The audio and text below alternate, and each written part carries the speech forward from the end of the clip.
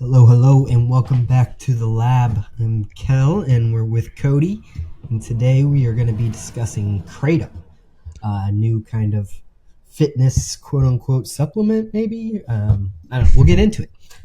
But first, how are you doing today, Cody? Pretty good. I'm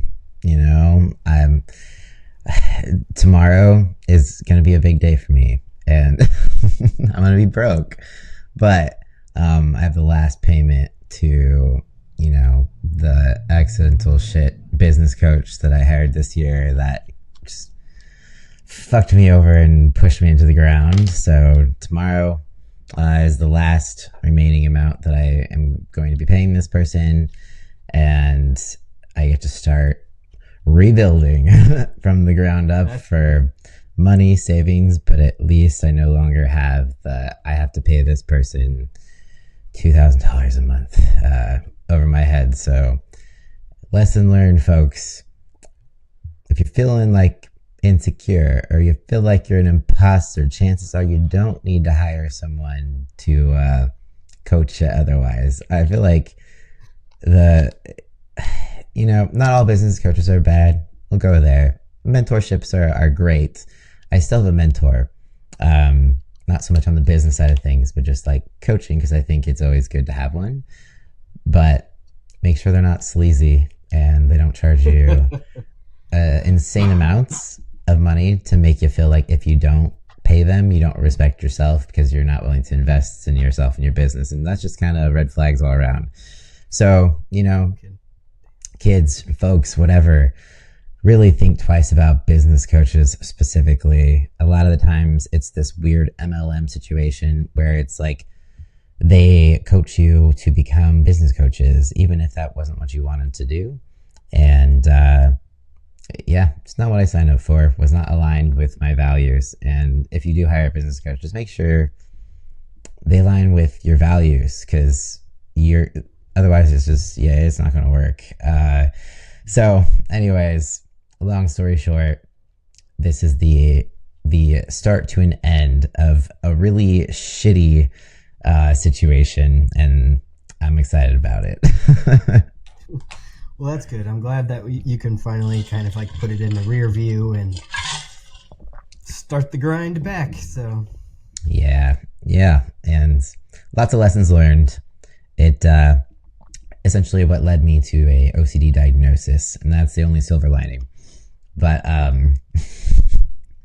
not much good comes out of losing $24,000. So yeah. How about you? I'm doing okay, kind of recovering from a little bit of a cold, but hanging in there, feeling pretty good today. It is weirdly in the mid 70s here in Ohio, which is like super weird for this time of the year, but been taking advantage of that, getting out in nature, hiking a lot, so that's been kind of nice. I remember when I was a little kid, we used to have to like put our snowsuits on under our costumes for Halloween, and now it's like I'm in shorts and we have all the windows open. Wow, that's quite a difference. Crazy. Climate change, right? It's fake, man. I don't know what you're Totally talking fake. Yeah, I grew up in California, so we didn't have to do that. It did get cold by the end of the night, which it probably still will, today. But yeah, I'm going trick-or-treating with Des and her kids. So Nice. we'll relive in the childhood dream, Heck yeah. What was your best costume that you had, or your favorite? Oh, I don't even know. I think there is like maybe the last one I dressed up and I did karate. I just wore my karate uniform and like painted my face. I don't know what that was supposed to be. That's the last one I remember. Yeah, that's all I can remember. How about you? I did a lot of good ones because Halloween's always been like my favorite holiday. I was the Blue Power Ranger one year. Nice. I was a cowboy one year. That was fun. was a punk rocker one year, and my mom did my like hair like in a bunch of different colors, and we had all these like fake piercings and stuff. Um, so that was a good one, but I don't know if I have a favorite. I think I just like hearing what everybody was. Yeah, I was a bunch of weird shit apparently, and I remember when I was like young, my mom made this weird like Indian thing out of sweats, which is very cultural appropriation these days. But I don't even know what it was not. I can't even describe it. It was like white sweats, and there was just like maybe some beads hanging off of it and shit. But that's all it was. I didn't have like a headdress. Like I don't fucking know what this costume was. Like this is all I remember. Um, but yeah, outside of that, it was mostly just random shit like me and my friend would put together. But all I know is I never dressed as like a princess or a Barbie or did anything like that. Nah, I didn't do that either. At least not while I had control of it. Yeah, no, yeah, But that'll be fun to go trick or treating this year. yeah. I have to watch the kids and enjoy it. As an adult, I feel like Halloween. It's kind of fun to watch like scary movies and get into like the little like spooky mood and stuff like that. I also guess I have to remember I grew up in a Christian school, so we didn't even dress up at school. So I did. That's why it wasn't like have a costume for Halloween. It was just like no, we don't do that. Oh yeah, I was a scarecrow one year. Went to Good one. went to or it wasn't like it was like a cowboy scarecrow. It was weird. I don't know. Like I feel like our costumes always failed to be what we meant them to be, but we just liked to do it anyways because I was like, I'm a cowboy. I'm cool. You know, like I get to be a man. If I got to be a boy or a man or whatever, then I was happy. But yeah, so we went to like Harvest Festival. My friend's church always did Harvest Festivals. We went to that one year, and then we just do trick or treating, but there was no like school function or anything like that. But you guys, I see you did like a whole party that you do every year. How long have you been doing that? Yeah, so I've been doing a Halloween party for probably like 8 years now, I feel like. Like I said, Halloween's my favorite holiday, and I have a lot of Halloween decorations that I've accumulated over the years, so it's nice to kind of use them. But we are always, well, anymore, I like to consider our party more of a pregame situation because I am not going to stay out late because I am notoriously an early to bed person. So we start the party at 4, and you can eat and hang out and drink if you want, and then go to your other plans. Closing down by midnight. I like it. Yeah, that's my kind of party. Heck yeah, and we always have like a fire, and it was fun this year because of how dark it is now that I'm in like the woods. So the stars are all really clear and stuff. So that was fun. Nice. Extra spooky, extra dark. Yeah, absolutely. I do think I caught that cold from that party though. So Yeah, it's like the one social event of the year. It's just gonna give you yeah, the worst of one it. time. There's this movie that I wouldn't say it's like super scary, but it's kind of spooky. Not really, but it's a thriller that Des and I accidentally stumbled upon on Netflix the other night. It was like What's on the Inside, I think it's called. I'm not sure if you. Oh, I saw the pre. Yeah, it's trippy. I recommend it.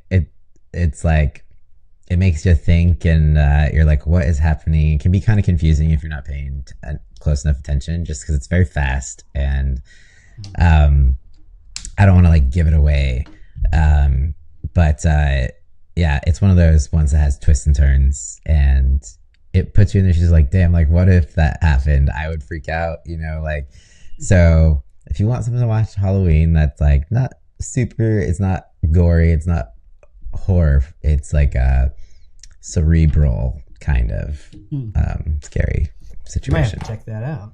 Yeah, we were pleasantly surprised that we liked it because sometimes Netflix movies, like sometimes they're great, but sometimes they're awful, just awful. I would agree with that. Yeah, yeah, yeah. Yeah, so that's a good one. Absolutely.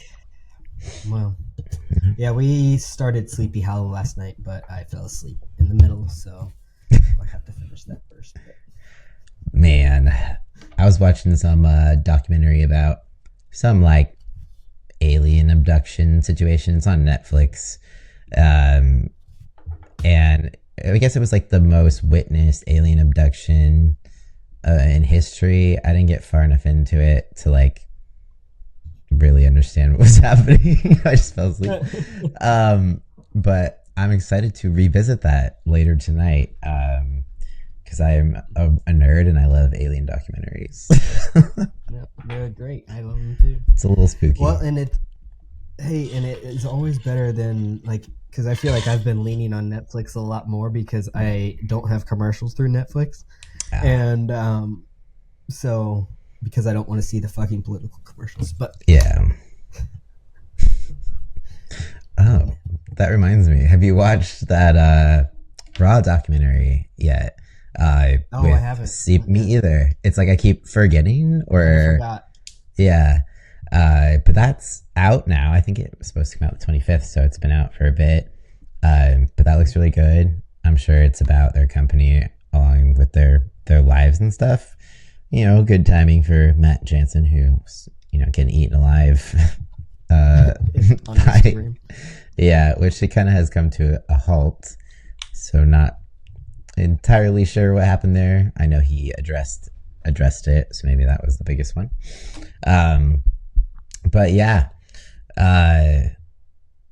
Also, if we want to go to, you know, transition into other news, Arnold Schwarzenegger endorsed Harris for president, which you probably see similar feed as I do. Majority of bodybuilders are on the other side. You know, they're for Trump.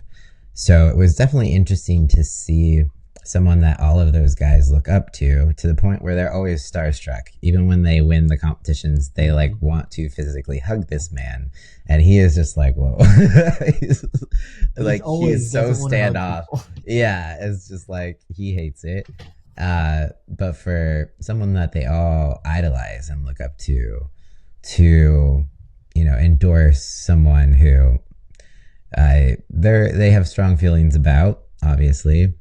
You know, it was an interesting thing, and it just shows he's always kind of followed his own, you know, he's always done his own thing. It's probably why he's so successful.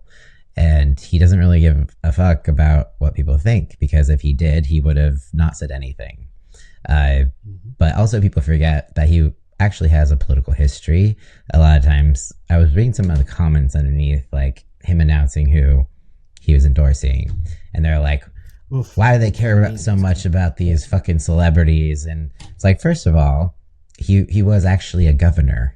He was married to a Kennedy. Like he was a Republican governor of California, so has a little bit more weight. And you know what? Like, Republicans always say that shit, and then like 2 seconds later, they get someone like Kid Rock to endorse Trump, and they're like, "Yes, Kid Rock," and everyone's like, "Who the fuck cares about Kid Rock?"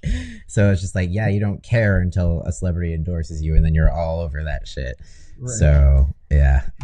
It's always a double standard. Yeah. For sure. But I was stoked to see that. But I also kind of wasn't surprised, just because he's always been, like, even as a Republican, pretty, he worked with the other side kind of situation, very centered person. But it was nice to finally have someone, because typically my rule of thumb on Instagram for my own mental health is I unfollow anybody who does support Trump. So like a lot of bodybuilders, I like refuse to follow. Oh man, yeah. I don't know, and then I can play dumb. So yeah, I don't go that far. Like if someone says something like specifically due to a trans issue, that's a different story. I try to just be like, everyone's voting for whatever like their own interests are, whatever those are. I don't know what they are. I try to like not take it personally, but it's hard when it's like specific to trans issues. Or they're like, we don't want men in sports, and I'm just like, yeah, okay, you're misinformed. So yeah, that's when it gets harder. I have, as Maddie would say, no chill. So Well, hey, you know, sometimes you don't have chill for people that don't like you much, and that's fine. mm. But Oh well. But do we want to go and talk about start talking about Kratom? yeah, yeah. So Kratom's been around for a while, but it's becoming more popular as of recent, especially in the bodybuilding community, because I think there was this new company that kind of launched, and it seems to be pretty popular. And I know I tried it a while back, but it was like very briefly. There was a documentary that came out, I think, in 2019 that kind of drew my interest. Then it kind of faded. And then now it's kind of getting big again because I think people are, one, it's legal, and they're trying to keep it that way. I know it was a little bit iffy on if it was going to be able to stay that way. They're continuously working on keeping it legal. There's some places that still like not, but should I give like a little definition of what it is, just so people are like, what the fuck is kratom? So it is a tropical tree native to Southeast Asia. Its leaf contain compounds like I always fuck this word up. I can't say it. Do you know how to say it? Mitragynine. I just put it. It has contains compounds that act on opiate receptors. Yeah. I think it's mitragynine is how they say it, and then they have 7-hydroxymitragynine, which affect the brain similarly to both stimulants and opioids, depending on the dose. So basically, it's gained popularity for pain relief, for focus, energy as a stimulant, and also kind of like a mood booster, and also for people have used it to get off of opioids without having to go through the withdrawal effects. So that's kind of like the main ways that it's used. And there's also different strains of it. Should I go over that at all? I could do like a very short synopsis.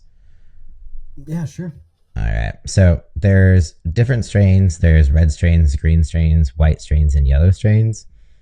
So red strains are best for pain relief and relaxation, often taken in the evening. Green strains, ideal for daytime use due to balance effects, good for social settings or work. White strains, best for energy and focus, commonly used in the morning or pre-workout. Yellow strains, suitable for those seeking moderate effects with balance of energy and relaxation. So those are the different types of strains. Kind of confusing. They do sell them online, smoke shops. So getting familiar with the different strains that you might like, depending on what effects you want, is a good idea to kind of educate yourself on before you go in there. Otherwise, you'll be like, I don't know what the fuck I'm going to get. So yeah. And you can find these the kratom that I've seen is or used is the gummy form. You can get gummies, tinctures, kind of like how cannabis is for sale. Like I would compare it very similarly to like the Delta 8 strains of cannabis and how that's kind of regulated. Yeah. That was one of when I was doing some research for this episode. I saw that that's kind of one of the things that's viewed as like a risk when you're taking kratom, is that it's not necessarily regulated Yeah. very strongly, just because it falls into like an in-between in regulation. Yeah. Should I go over some of the other kind of risks, and then we can kind of talk about everything else? Yeah. Yeah, for sure. Cool. So, like some of the other risks that are associated with like kratom use is dependency and addiction. So, like while it isn't as addictive as synthetic opioids, it's still, if you're like really using it like a lot and in high doses, it can become addictive. Um, it's possible that you can overdose if you're taking it and mixing it with other drugs. And then just kind of some mental health risks, it says, due to chronic use and dependence and that kind of thing. Um, but the big one here is the regulation and not really having a lot built around it. Yeah.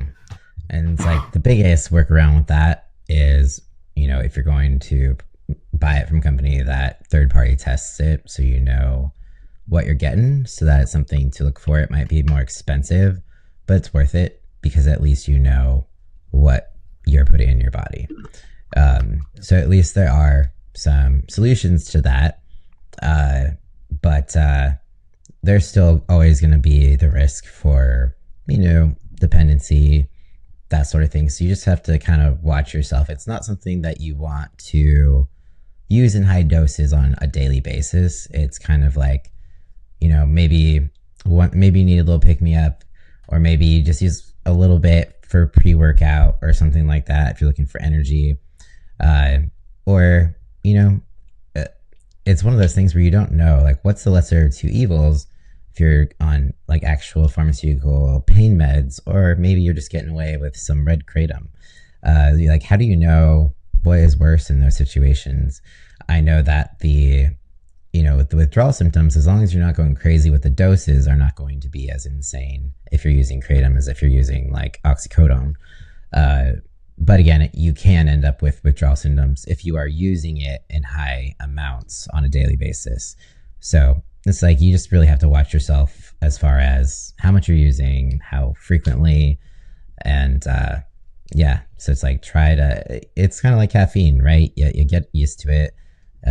It's not necessarily bad if you keep doing it, but you're gonna go through some sort of withdrawal if you're not drinking coffee, you have a headache, or that sort of thing.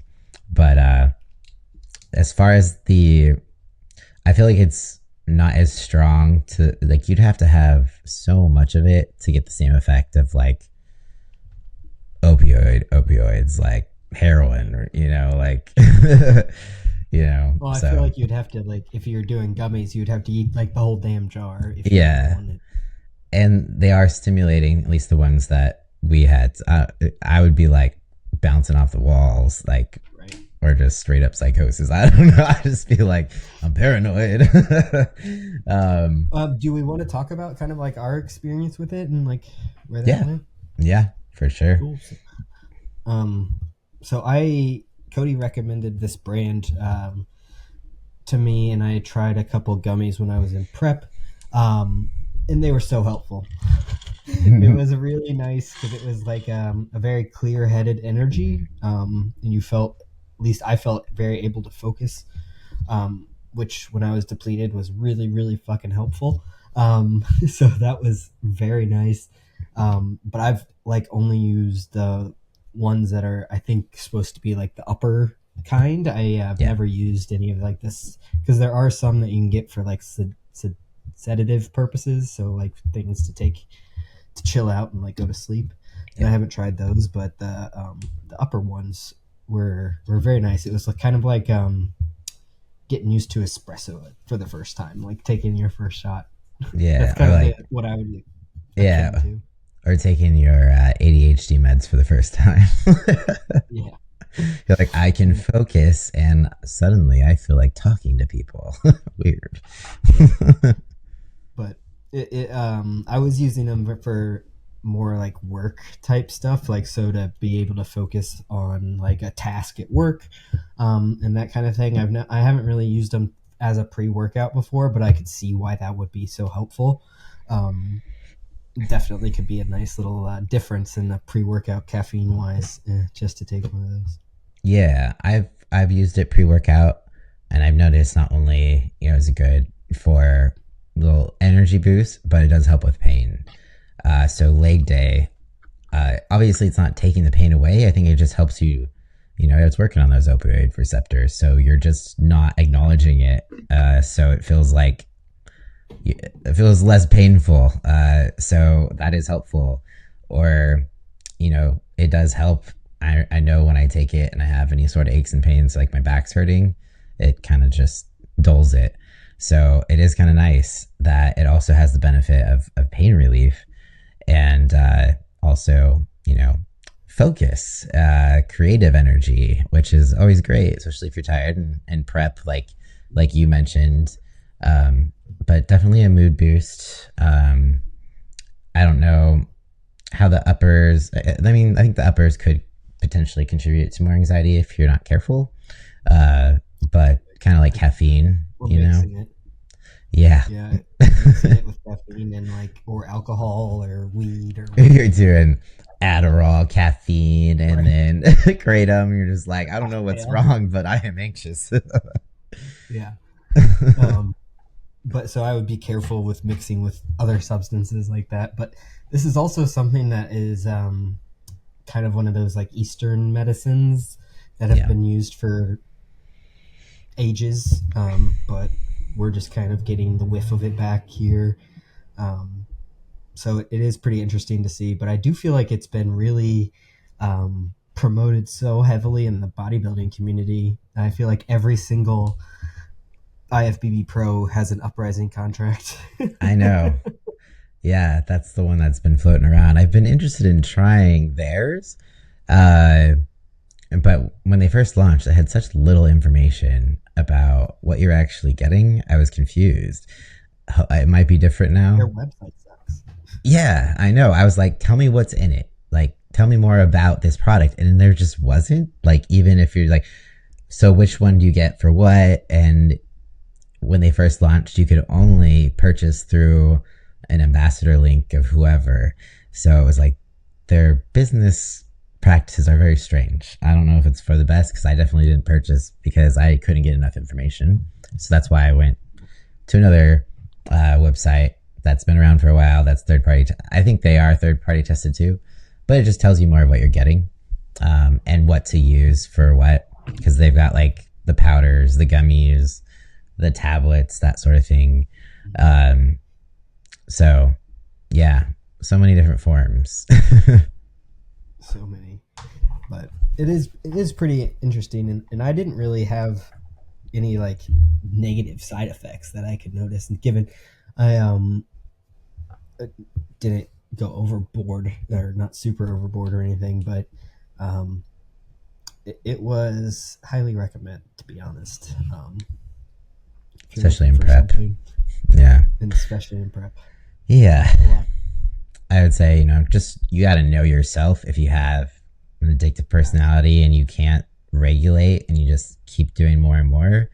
That's when, maybe wouldn't recommend. But if, you're able to be careful with it, treat it like it's a prescription and you can only have a certain amount per day, you're probably good to go. But I know there's more research that they want to do about it regarding like long-term use and stuff like that. But that's the same with anything. But it's also been in use for a very long time. Maybe not in the U.S., but they've been using it in Southeast Asia for ever.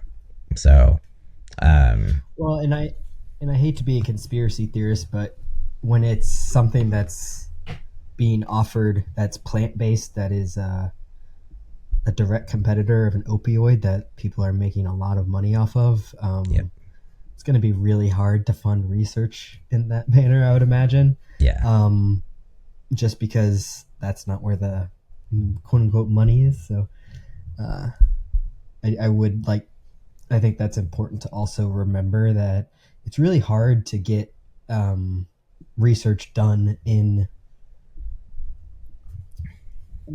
competition with any kind of big drug company. On a more, I won't say it's natural because it's a gummy. Nothing in a gummy is natural, but um, with a more plant based, more homeopathic type um, treatment, I guess. yeah. I mean, you can get it in like less processed forms like the powders, Right. or capsules, so you don't have to taste the powder. It tastes like shit if anyone wants to know. Gummies are terrible. Totally awful. I do have a powder that I got because it was like on sale. Have not tried it yet because if the gummies taste as bad as they do, what the fuck is this powder gonna taste like? Essentially, you make it into a tea, but I'm like, I have a feeling it's the worst tea you'll ever drink. So I have not experimented with that yet.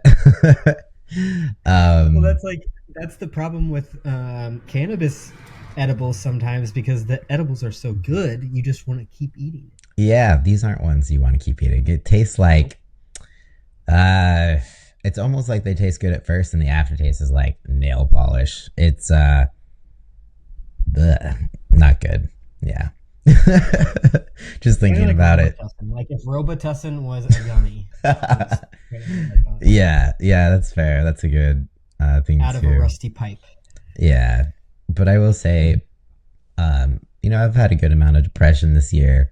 It did help pull me out of some of like those like dark spots, or where I felt like I couldn't do my work, or I couldn't pull myself to like smack myself out of it and like get myself to do something.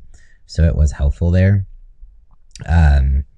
So I've only really seen benefits from it for myself, but again, I didn't go crazy with it.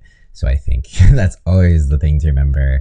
And it's hard to think, oh, I'm going to be promoting this thing that someone might get addicted to and like experience the bad parts of it. But it's just like anything you have, too much of anything is not going to be good. But it's just, of course, the FDA and all that stuff is going to warn against it. But it's like you said, it's just because they can't make money off of it.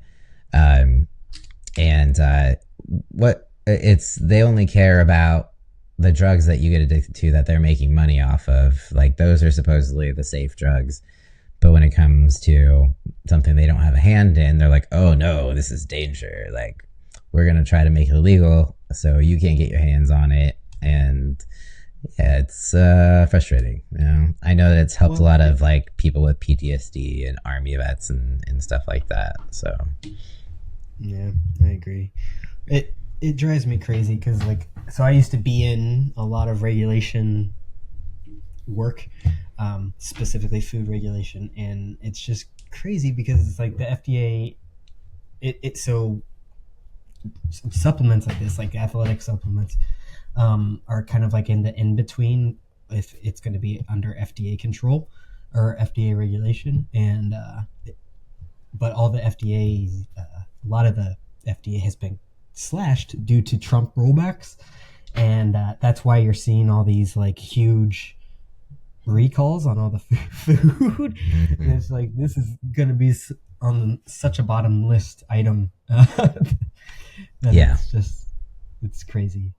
Yeah, those listeria waffles from the Kodiak cakes were due to the slashing of funds, I believe.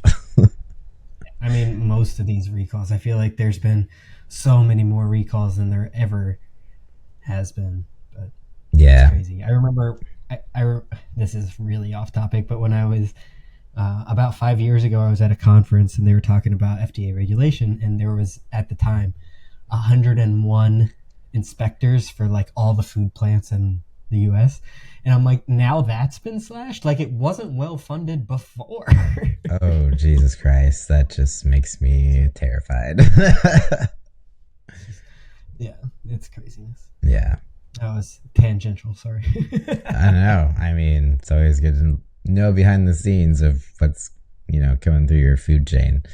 But yeah, so bottom line, Kratom can be helpful. Just don't overdo it, I think, is the message. Yep, exactly. Low and slow. Start low and slow. You want to always find your minimum dose. Yeah. And yeah. stay there as long as possible. Yes, exactly.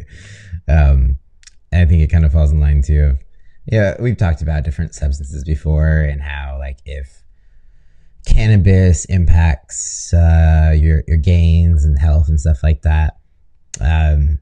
This one, I feel like, as far as we know, can only be helpful in the sense that it helps with pain and energy. So I can't see how you're not like high off of it. If you take enough, you could get a little bit of a buzz, uh, but it's not the type of buzz where you're incapacitated. It only just makes you. It's almost like a euphoric feeling.